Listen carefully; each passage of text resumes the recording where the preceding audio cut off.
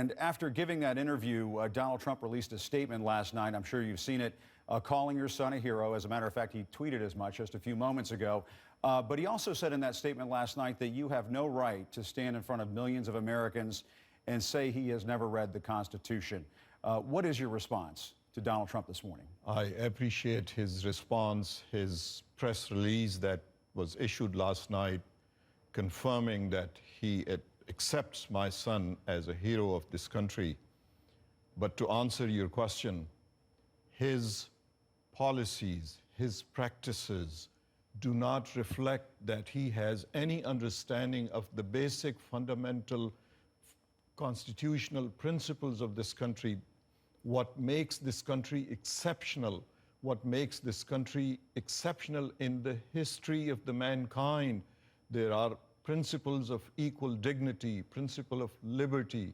He talks about excluding people, disrespecting judges, the entire judicial system, immigrants, Muslim immigrants. These are divisive rhetoric that is totally against the basic constitutional principle. If you read the Constitution, you will either deliberately would be violating those principles or you have not read.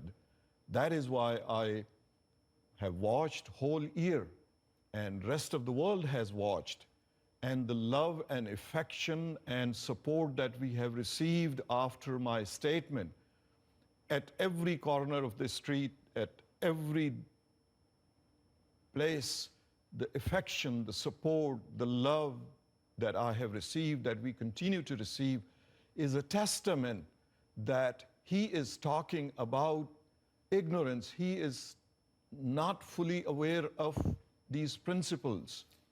And in the same interview that Donald Trump gave in response to your speech, he seemed to go after your wife, suggesting that perhaps she didn't speak at the convention because of your Muslim faith.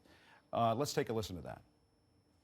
His wife, if you look at his wife, she was standing there. She had nothing to say. She probably, maybe she wasn't allowed to have anything to say. You tell me, but plenty of people have written that. What's your response to that? That's, again, height of ignorance on a part of a candidate for the highest office of this nation. Two things are absolutely necessary in any leader or any person that aspires, wishes to be a leader. That is moral compass, and second is empathy.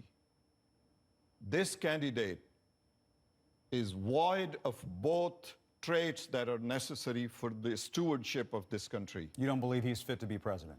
I do not believe his whole year-long rhetoric, division, excluding people, talking about them derogatorily, has prepared him.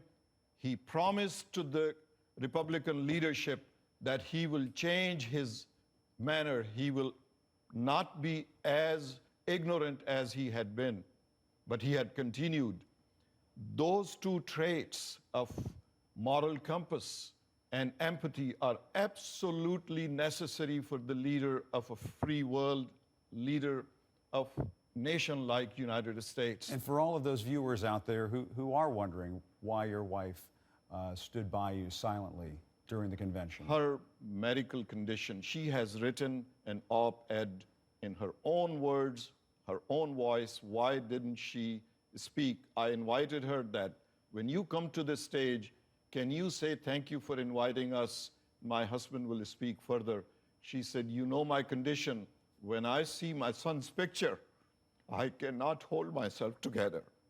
For this candidate for presidency to not be aware of the respect of a gold star mother standing there, and he had to take that shot at her, this is height of ignorance. This is why I showed him that Constitution. Had he read that, he would know what status a gold star mother holds in this nation.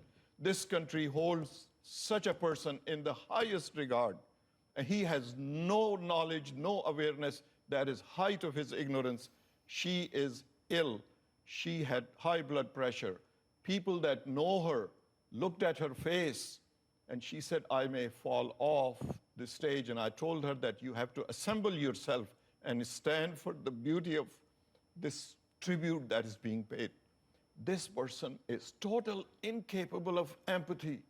I want his family to counsel him, teach him some empathy. He will be a better person if he could become, but he is a black soul. And this is totally unfit for the leadership of this beautiful country. The love and affection that we have received affirms that our beliefs, our experience in this country had been correct and positive.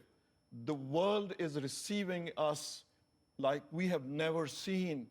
They have seen the blackness of his character, of his soul, that he is void of recognizing, empathizing with people.